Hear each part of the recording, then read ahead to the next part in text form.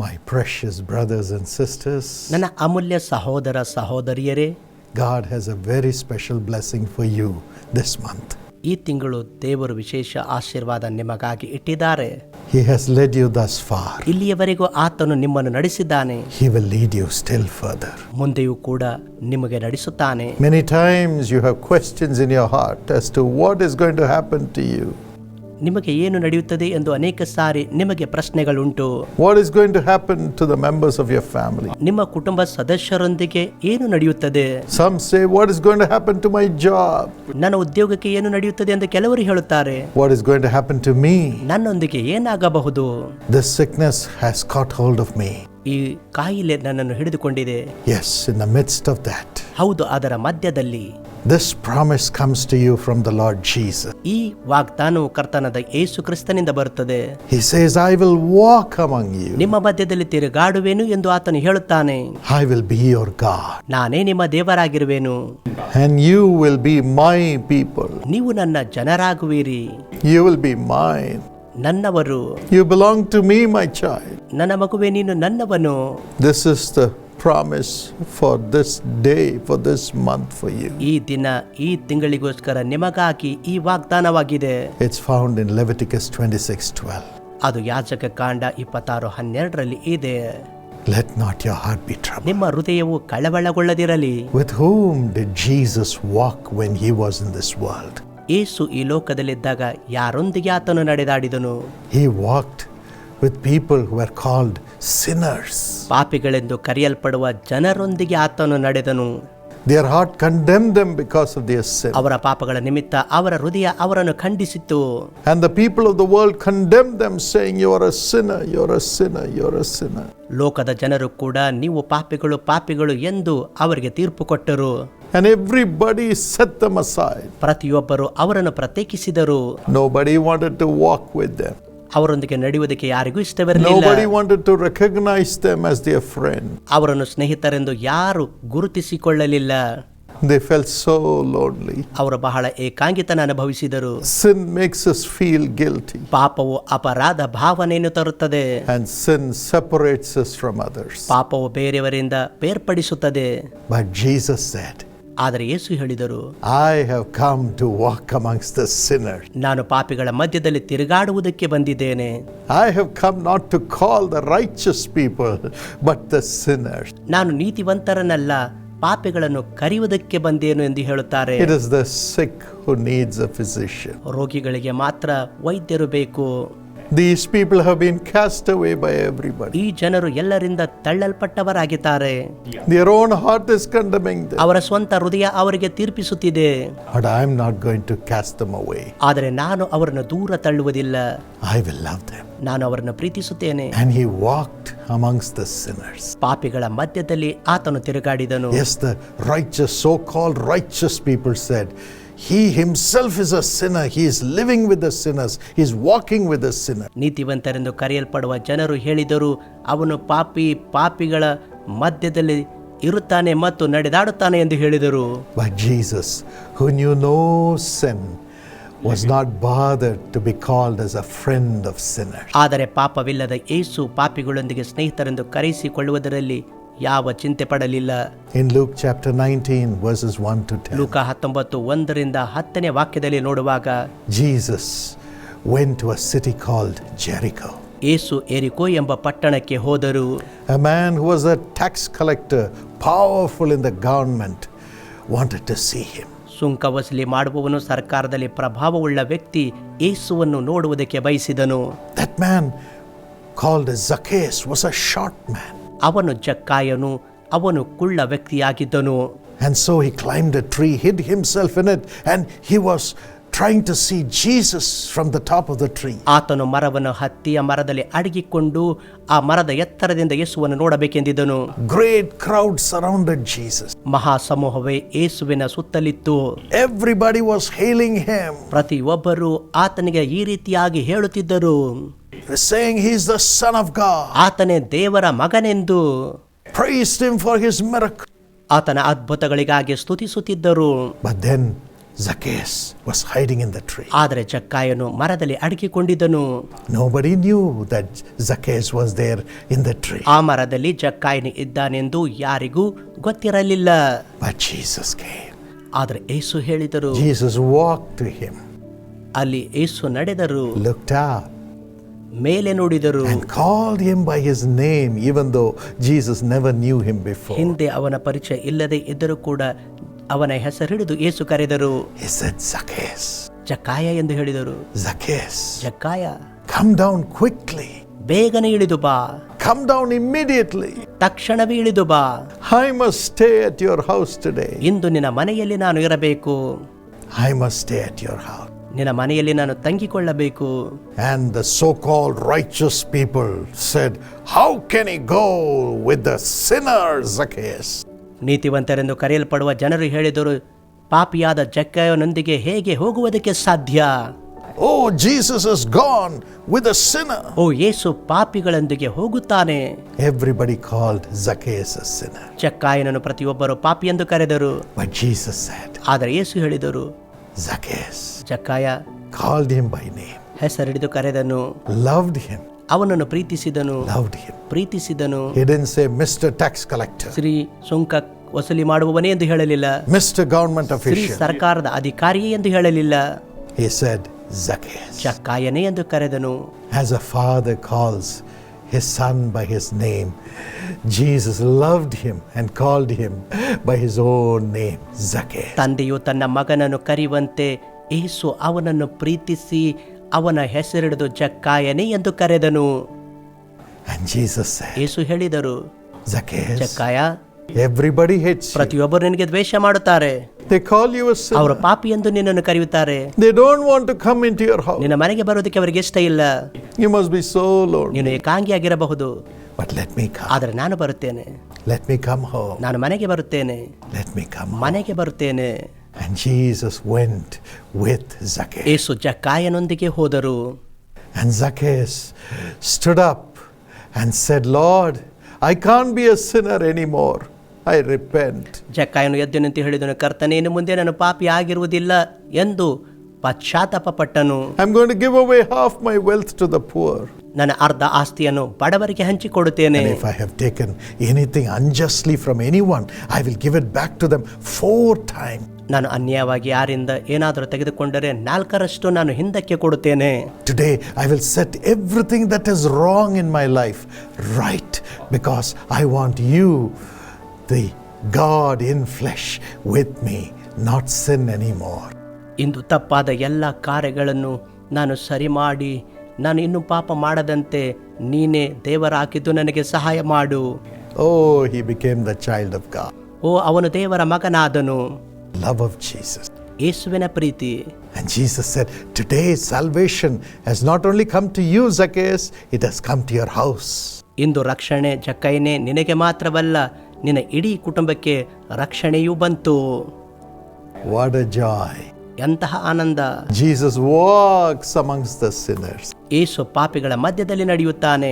If you say you are a sinner, ನೀನು ಪಾಪಿ ಎಂದು ಹೇಳುವುದಾದರೆ, if you say everybody is condemning me, ಪ್ರತಿಯೊಬ್ಬರು ನನಗೆ ಖಂಡಿಸುತ್ತಾರೆ, do not be afraid. ಭಯ ಪಡಬೇಡ.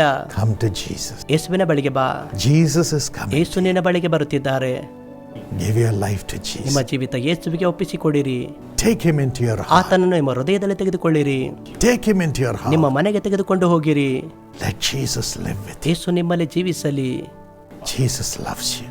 ಯೇಸು ನಿಮ್ಮನ್ನು ಪ್ರೀತಿಸುತ್ತಾರೆ. He is called Savior. ಆತನು ರಕ್ಷಕನೆಂದು ಕರೆಯಲ್ಪಡುತ್ತಾನೆ. He will save you from all your sins and all the curses which sin has brought in your life. ನಿಮ್ಮ ಜೀವಿತದಲ್ಲಿ ಪಾಪವು ತಂದಂತಹ ಎಲ್ಲ ಪಾಪಗಳಿಂದ ಶಾಪಗಳಿಂದ ನಿಮ್ಮನ್ನು ರಕ್ಷಿಸುತ್ತಾನೆ. Today he'll make you a child of God. ಇಂದು ನಿಮ್ಮನ್ನು ದೇವರ ಮಗುವಾಗಿ ಮಾಡುತ್ತಾನೆ. Come to Jesus. ಯೇಸುವಿನ ಬಳಿಗೆ ಬನ್ನಿರಿ. There was a man called Devaraj Bhajantri. Devaraj Bhajantri ಅನ್ನುವಂಥ ವ್ಯಕ್ತಿ ಇದ್ದರು. He was not a Christian. ಅವರು ಕ್ರೈಸ್ತರಾಗಿರಲಿಲ್ಲ. Never knew anything about Jesus. ಯೇಸುವಿನ ಕುರಿತು ಏನೂ ಗೊತ್ತಿರಲಿಲ್ಲ. But he had a lot of talents to sing, mimicry and act and so on. ಆದರೆ ಹಾಡನ್ನು ಹಾಡುವುದಕ್ಕೆ ನಟನೆ ಮಾಡುವಂಥ ಅನೇಕ ತಲಾಂತುಗಳು ಅವರ ಹತ್ತಿರ ಇದ್ದವು. He was a great dancer. ಅವನು ಒಳ್ಳೆ ನೃತ್ಯಗಾರನಾಗಿದ್ದರು. In the secular realm, ಲೌಕಿಕ ಕ್ಷೇತ್ರದಲ್ಲಿ And he had so many prizes, even awards from the government. ಸರ್ಕಾರದಿಂದಲೂ ಕೂಡ ಅನೇಕ ಪ್ರಶಸ್ತಿಗಳನ್ನು ಕೂಡ ಹೊಂದಿದರು. He got a job as the bus conductor in the government. ಸರ್ಕಾರದಲ್ಲಿ ವಾಹನ ನಿರ್ವಾಹಕರಾಗಿ ಉದ್ಯೋಗ ಹೊಂದಿಕೊಂಡಿದ್ದರು. But then he became an alcoholic addict. ಆದರೆ ಆ ವ್ಯಕ್ತಿ ಮದ್ಯ ವ್ಯಸನಿಯಾದರು. His family members were troubled. ಅವರ ಕುಟುಂಬ ಸದಸ್ಯರು ಸಂಕಷ್ಟಕ್ಕೊಳಗಾದರು. Even after his marriage, he did not stop drinking. ಅವರ ಮದುವೆಯ ನಂತರ ಕೂಡ ಆ ಮದ್ಯ ನಿಲ್ಲಿಸಲಿಲ್ಲ. And the wife was so troubled. ಪತ್ನಿ ಕೂಡ ಕಷ್ಟಕ್ಕೆ ಒಳಗಾದಳು. And somebody told her about Jesus. ಯಾರು ಯೇಸುವಿನ ಕುರಿತಾಗಿ ಅವಳಿಗೆ ಹೇಳಿದರು. And she started writing letters to Jesus calls in her neighbor's name for her husband to be transformed. ಅವಳ ಪತಿ ಬದಲಾವಣೆಯಾಗುವುದಕ್ಕಾಗಿ ನೆರೆಯವರ ಹೆಸರಿನಲ್ಲಿ ಯೇಸು ಕರೆಯುತ್ತಾನೆ ಸೇವೆಗೆ ಪತ್ರಗಳನ್ನು ಬರೆಯಲು ಆಕೆಯು ಪ್ರಾರಂಭಿಸಿದಳು. She was writing to me to pray that God will transform her husband. ಅವಳ ಪತಿಯನ್ನು ದೇವರು ಬದಲಾಯಿಸುವಂತೆ ಪ್ರಾರ್ಥಿಸಬೇಕೆಂದು ನನಗೆ ಪತ್ರವನ್ನು ಬರೆಯುತ್ತಿದ್ದರು. When the husband Devaraj came to know about this, ಇದರ ಕುರಿತಾಗಿ ಪತಿ ದೇವರಾಜ್ಗೆ ಗೊತ್ತಾದಾಗ he was angry. ಅವರಿಗೆ ಬಹಳ ಕೋಪವಾಯಿತು. He said, "How can you pray to Jesus?" ನೀನು ಹೇಗೆ ಯೇಸುವಿಗೆ ಪ್ರಾರ್ಥಿಸುತ್ತೀಯಾ? He tore the Bible and burnt it. ಸತ್ಯವೇದವನ್ನು ಹರಿದು ಅದನ್ನು ಸುಟ್ಟು ಹಾಕಿದನು. Meanwhile, he had a heart attack. ಆ ಸಮಯದಲ್ಲಿ ಅವನಿಗೆ ಹೃದಯಾಘಾತವಾಯಿತು. And doctor said, "There's no hope for your survival." ವೈದ್ಯರು ಹೇಳಿದರು, ಅವನಿಗಾಗಿ ಯಾವ ನಿರೀಕ್ಷೆ ಇಲ್ಲ. And the wife again sent the request to Jesus calls for us to pray. ಪತ್ನಿಯು ಮತ್ತೆ ಪ್ರಾರ್ಥನೆಗಾಗಿ ಒಂದು ಪತ್ರವನ್ನು ಕಳುಹಿಸಿದರು. Miraculously, the touch of God came upon him and he recovered supernaturally. ಅದ್ಭುತಕರವಾಗಿ ದೇವರ ಸ್ಪರ್ಶ ಅವನ ಮೇಲೆ ಬಂದಿತ್ತು ಮತ್ತು ಅವನು ಗುಣಮುಖನಾದನು. Now he believed. ಈಗ ಅವರು ನಂಬುತ್ತಾರೆ. And he repented. ಅವನು ಪಶ್ಚಾತ್ತಾಪಪಟ್ಟನು. But yet he did not come out of his alcoholic addiction. ಆದರೂ ಕೂಡ ಮದ್ಯ ವ್ಯಸನತನದಿಂದ ಹೊರಗಡೆ ಬರಲಾಗಲಿಲ್ಲ. And also he did not give up his traditional ways. ಮತ್ತು ಹಾಗೆಯೇ ಸಾಂಪ್ರದಾಯಿಕ ಪದ್ಧತಿಗಳನ್ನು ಕೂಡ ಬಿಡಲಿಲ್ಲ. He refused to follow Jesus. ಯೇಸುವನ್ನು ಹಿಂಬಾಲಿಸುವುದಕ್ಕಾಗಿ ತಿರಸ್ಕರಿಸಿದರು. It was at that time there was a prayer festival of Jesus calls in his city. ಆ ಸಮಯದಲ್ಲಿ ಅವರ ನಗರದಲ್ಲಿ ಯೇಸು ಕರೆಯುತ್ತಾನೆ ಪ್ರಾರ್ಥನಾ ಉತ್ಸವ ಕೂಟ ಇತ್ತು. And the wife brought him to the meeting. ಪತ್ನಿಯು ಅವರನ್ನು ಕರೆದುಕೊಂಡು ಬಂದಿದ್ದಳು. And as I was praying, ನಾನು ಪ್ರಾರ್ಥನೆ ಮಾಡುತ್ತಿರುವಾಗ the Holy Spirit came upon him ಪವಿತ್ರಾತ್ಮ ಅವನ ಮೇಲೆ ಬಂದರು and touched his spirit. ಆತನ ಆತ್ಮವನ್ನು ಸ್ಪರ್ಶಿಸಿದರು. He cried and he surrendered his life to Jesus. ಯೇಸುವಿನ ಮುಂದೆ ಅತ್ತು ಯೇಸುವಿಗೆ ಅವರ ಜೀವಿತ ಒಪ್ಪಿಸಿಕೊಟ್ಟನು. That day all his alcoholic addiction stopped and he became a new man by the power of Jesus. ಆ ದಿನ ಅವನ ಮದ್ಯ ಚಟವು ಹೊರಟು ಹೋಯಿತು ಮತ್ತು ಯೇಸುವಿನ ಶಕ್ತಿಯಿಂದ ಹೊಸ ವ್ಯಕ್ತಿಯಾದರು. He also left his singing, dancing, acting for the world and he started loving Jesus. ಲೋಕಕ್ಕಾಗಿ ಹಾಡುವುದು, ನೃತ್ಯ ಮಾಡುವುದು, ನಟನೆ ಮಾಡುವುದನ್ನು ನಿಲ್ಲಿಸಿ ಯೇಸುವಿಗೆ ಪ್ರೀತಿ ಮಾಡುವುದಕ್ಕೆ ಪ್ರಾರಂಭಿಸಿದರು. Today God has built that family. ಇಂದು ದೇವರು ಅವರ ಕುಟುಂಬವನ್ನು ಕಟ್ಟಿದ್ದಾರೆ and has given them honor ಮತ್ತು ಅವರನ್ನು ಸನ್ಮಾನಿಸಿದ್ದಾರೆ. through Jesus. ಯೇಸುವಿನ ಮೂಲಕ Jesus walks amongst the sinners. ಯೇಸು ಪಾಪಿಗಳ ಮಧ್ಯದಲ್ಲಿ ನಡೆಯುತ್ತಾರೆ. Truly, my friend, ನಿಜವಾಗಿ ನನ್ನ ಸ್ನೇಹಿತರೆ, Jesus walks amongst the sinners. ಯೇಸು ಪಾಪಿಗಳ ಮಧ್ಯದಲ್ಲಿ ನಡೆಯುತ್ತಾರೆ. And he transforms them by his love and power for them to become his children. ಆತನ ಮಕ್ಕಳಾಗುವುದಕ್ಕಾಗಿ ತನ್ನ ಪ್ರೀತಿ ಶಕ್ತಿಯಿಂದ ಅವರನ್ನು ಪರಿವರ್ತಿಸುತ್ತಾನೆ. He'll do that for you today. ಇಂದು ನಿಮಗಾಗಿಯೂ ಕೂಡ ಮಾಡುವನು. Come to Jesus. ಯೇಸುವಿನ ಬಳಿಗೆ ಬನ್ನಿರಿ. And next, Jesus walks amongst those who are in sorrow. ಮುಂದೆ ದುಃಖದಲ್ಲಿ ಇರುವವರ ಮಧ್ಯೆ ಯೇಸು ನಡೆಯುತ್ತಾರೆ. If you read Luke 24:13 to 15, ಲೂಕ 24:13ರಿಂದ 15ನೇ ವಾಕ್ಯದವರೆಗೆ ನಾವು ನೋಡುವಾಗ Jesus had many disciples. ಯೇಸುವಿಗೆ ಅನೇಕ ಶಿಷ್ಯರಿದ್ದರು. Two of them were going to a place called Emmaus. ಆ ಇಬ್ಬರು ಎಮ್ಮಾಹು ಎಂಬ ಸ್ಥಳಕ್ಕೆ ಹೋಗುತ್ತಿದ್ದರು. It was the third day after Jesus had been crucified and after he gave up his life on the cross.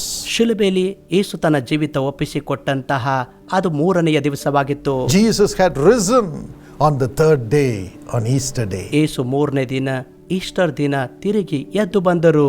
But they did not know it. ಆದರೆ ಅದು ಅವರಿಗೆ ಗೊತ್ತಿರಲಿಲ್ಲ. They were sorrowful. ಅವರು ಬಹಳ ದುಃಖಿತರಾಗಿದ್ದರು. Because Jesus had died. ಯಾಕೆಂದ್ರೆ ಯೇಸು ಸತ್ತು ಹೋಗಿದ್ದರು. And they said, he is dead. ಆತನು ಸತ್ತನು ಎಂದು ಅವರು ಹೇಳಿದರು. We were so dependent on ನಾವು him. ಬಹಳವಾಗಿ ಆತನ ಮೇಲೆ ಅವಲಂಬಿತರಾಗಿದ್ದೆವು. Now what is going to be our future? ಈಗ ನಮ್ಮ ಭವಿಷ್ಯ ಏನಾಗುತ್ತದೆ? They were so troubled. ಅವರು ಬಹಳ ಸಂಕಷ್ಟದಲ್ಲಿದ್ದರು. Even today maybe sorrow is filling your heart. ಇಂದು ಬಹಳ ದುಃಖಗಳು ನಿಮ್ಮ ಹೃದಯ ತುಂಬಿರಬಹುದು. Maybe your job is gone. ನಿಮ್ಮ ಉದ್ಯೋಗ ಹೋಗಿರಬಹುದು. Your family life is shattered. ನಿಮ್ಮ ಕುಟುಂಬ ಜೀವಿತ ಛಿದ್ರಗೊಂಡಿರಬಹುದು. Your health is shattered. ನಿಮ್ಮ ಆರೋಗ್ಯ ಕೆಟ್ಟಿರಬಹುದು. And those whom you trusted have let you down. ಯಾರನ್ನು ನೀವು ನಂಬಿದಿರೋ ಅವರು ಕೈ ಬಿಟ್ಟು ಹೋಗಿರಬಹುದು. Maybe you have lost the loved ones. ಅಥವಾ ನಿಮ್ಮ ಪ್ರೀತಿ ಪಾತ್ರರನ್ನು ನೀವು ಕಳೆದುಕೊಂಡಿರಬಹುದು. Maybe you have had some loss or the other. ಮತ್ತೆ ಯಾವುದೋ ನಷ್ಟವನ್ನು ನೀವು ಹೊಂದಿರಬಹುದು. Your heart is full of sorrow. ನಿಮ್ಮ ಹೃದಯ ಪೂರ್ಣ ದುಃಖದಿಂದ ತುಂಬಿದೆ. But the Bible says, ಆದರೆ ಸತ್ಯವೇದವು ಹೇಳುತ್ತದೆ, when these two disciples full of sorrow were walking, ಪೂರ್ಣ ದುಃಖದಲ್ಲಿದ್ದ ಈ ಇಬ್ಬರು ಶಿಷ್ಯರು ನಡೆಯುವಂತ ಸಂದರ್ಭದಲ್ಲಿ Jesus himself walked towards them and walked along with them. ಯೇಸು ಅವರ ಕಡೆಗೆ ಸ್ವತಃ ನಡೆದು ಅವರೊಂದಿಗೆ ನಡೆದನು. Today also in the midst of your sorrow, the resurrected Jesus is ready to walk with you. ಇಂದು ನಿಮ್ಮ ದುಃಖದ ಮಧ್ಯದಲ್ಲಿ ಪುನರುತ್ಥಾನ ಹೊಂದಿದಂತ ಯೇಸು ನಿಮ್ಮೊಂದಿಗೆ ನಡೆಯುವನು.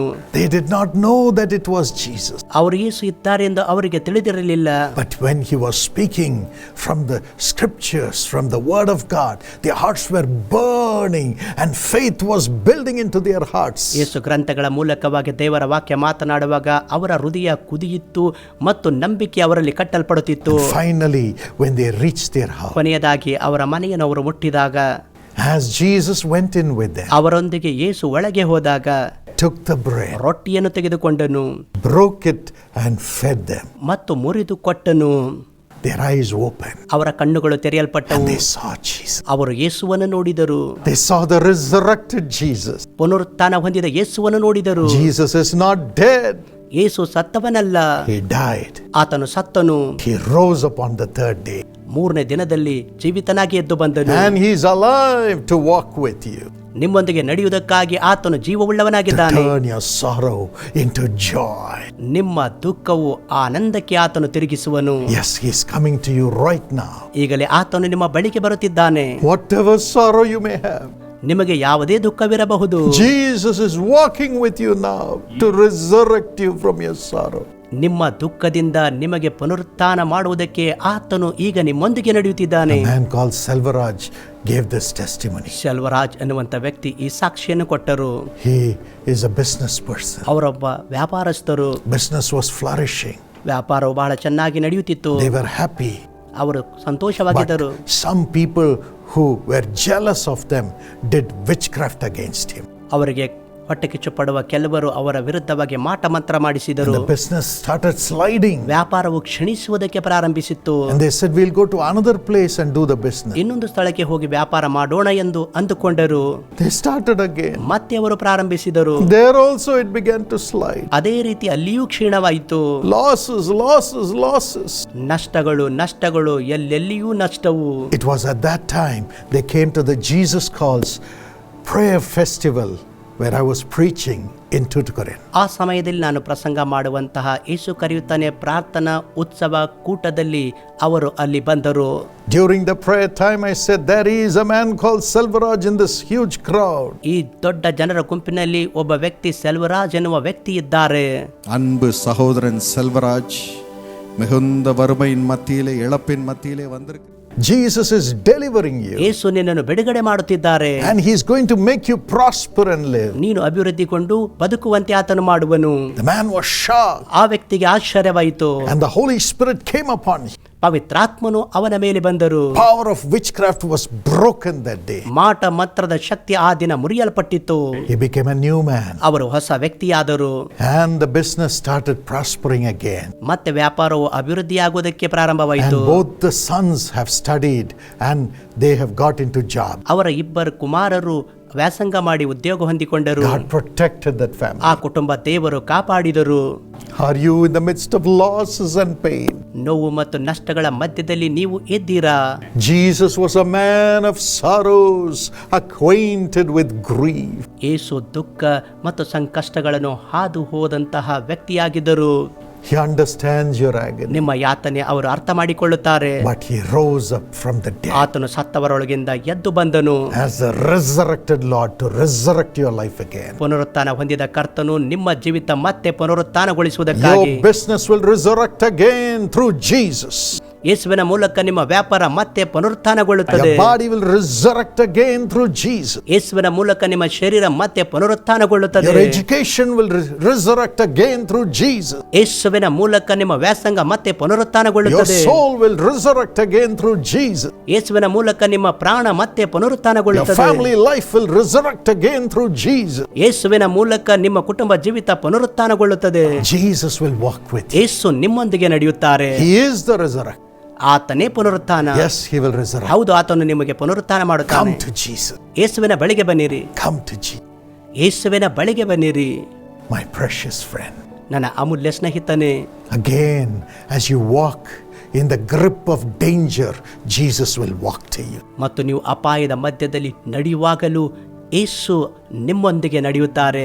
Matthew 14:25. ಮತ್ತಾಯ 14:25 Jesus sent his disciples in a boat, ಯೇಸು ತನ್ನ ಶಿಷ್ಯರನ್ನು ದೋಣಿಯಲ್ಲಿ ಕಳುಹಿಸಿದರು. but a storm came. ಆದರೆ ಒಂದು ಬಿರುಗಾಳಿ ಬಂತು. The boat was going round and round. ಆ ದೋಣಿಯು ಹೊಯ್ದಾಡುತ್ತಿತ್ತು. The waves were bubbling, ಅಲೆಗಳು ಏಳುತ್ತಿದ್ದವು. and the mighty winds were rocking them. ದೊಡ್ಡ ಬಿರುಗಾಳಿಯು ಅವರಿಗೆ ಎದುರಾಗಿ ಹೊಡೆಯುತ್ತಿತ್ತು. But the Bible says, ಸತ್ಯವೇದವು ಹೇಳುತ್ತದೆ, Jesus got down from the mountain and walked on the waters of the sea towards his disciples. ಯೇಸು ಬೆಟ್ಟದಿಂದಿಳಿದು ಸಮುದ್ರದ ಮೇಲೆ ನಡೆಯುತ್ತಾ ತನ್ನ ಶಿಷ್ಯರ ಬಳಿಗೆ ಹೋದನು. He walked on those troubled waters ಆ ಸಮುದ್ರದ ಅಲೆಗಳ ಮಧ್ಯದಲ್ಲಿ ಆತನು ನಡೆದು ಬಂದನು to save his disciples. ತನ್ನ ಶಿಷ್ಯರನ್ನು ರಕ್ಷಿಸುವುದಕ್ಕಾಗಿ. And as he got into the boat, ಆತನು ದೋಣಿ ಒಳಗೆ ಬಂದಾಗ there was peace. ಅಲ್ಲಿ ಸಮಾಧಾನ ಬಂತು. He is the Prince of Peace. ಆತನೇ ಸಮಾಧಾನದ ಪ್ರಭು. He will get into your boat. ಆತನು ನಿಮ್ಮ ದೋಣಿಯಲ್ಲಿ ಬರ್ತಾನೆ. He'll get into your life. ನಿಮ್ಮ ಜೀವಿತದಲ್ಲಿ ಬರ್ತಾನೆ. He'll get into your spirit. ನಿಮ್ಮ ಆತ್ಮದಲ್ಲಿ ಬರುತ್ತಾರೆ. He'll get into your family. ನಿಮ್ಮ ಕುಟುಂಬದಲ್ಲಿ ಬರುತ್ತಾರೆ. Get into your finance. ನಿಮ್ಮ ಆರ್ಥಿಕತೆಯಲ್ಲಿ ಬರುತ್ತಾರೆ. All the rocking will stop today in the name of Jesus. ಎಲ್ಲ ಬಡಿತ ಯೇಸುವಿನ ನಾಮದಲ್ಲಿ ನಿಲ್ಲಲ್ಪಡುತ್ತದೆ. You will have peace. ನಿಮಗೆ ಶಾಂತಿ ಇರುತ್ತದೆ.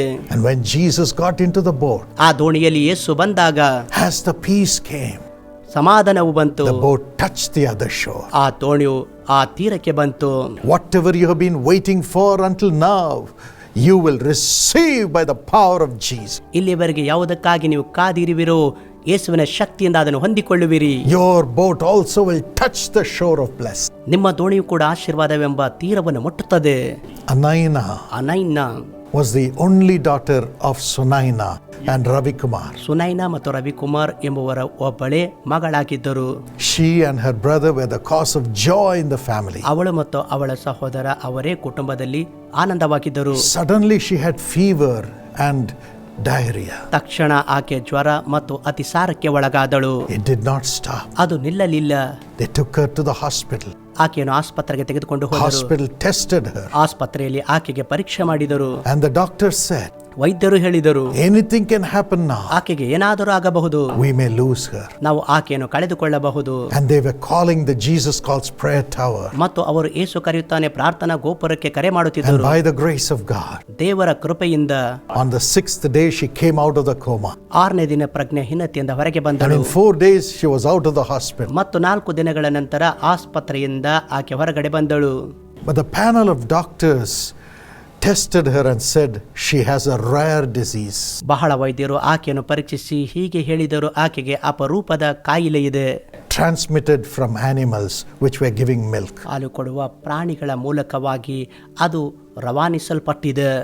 But thank God, ಆದರೆ ದೇವರಿಗೆ ಸ್ತೋತ್ರ, God gave her a speedy recovery ದೇವರು ಆಕೆಗೆ ಬಹಳ ಬೇಗನೆ ಗುಣಮುಖರಾಗುವಂತೆ ಮಾಡಿದರು. and a new life. ಒಂದು ಹೊಸ ಜೀವಿತ.